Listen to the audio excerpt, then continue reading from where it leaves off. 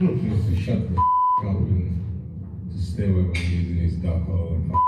Carl Froch is jealous of AJ. Someone's saying something about another man. It's just called, it's as simple as it's jealousy. Do you understand? There's nothing else. Don't say things in public. Like, if I want to say something to AJ which is negative, I call him and say, yo, I'm listening to what you say that was not on the way you box this fight, this was not great. You know, that's what you say as a friend. But when you're jealous, your point is to just go in front of cameras and just rant about the other fighter because it's jealousy. Those are the words of Derek Chisora. Derek Chisora calls Carl Froch jealous and says, F Carl Froch. And let me counterpunch. I think, and we all know, that Carl Froch has it in for Anthony Joshua, and it's due to certain things that Anthony did that he didn't supposed to do. You know, those guys came from the same area, from the same gym, from the same trainer, and AJ has done things that Carl Froch thought that he was the only one that could do. Now, as far as Derek Chisora was like, well, anytime you talk about a man in public without calling that man, you're jealous. You want people to know how jealous you really are. And if you look at it, it's true. Just look at that. Like, that's absolutely true. Like,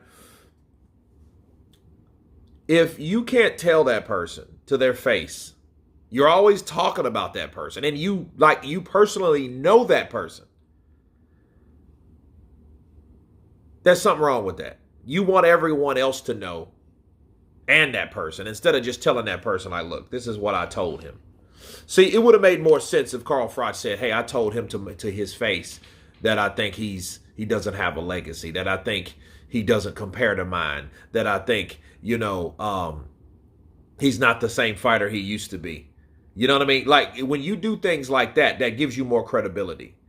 Because that's more masculine, for one. For two, you're held more accountable for the things that you've said because you've said it to the person of interest.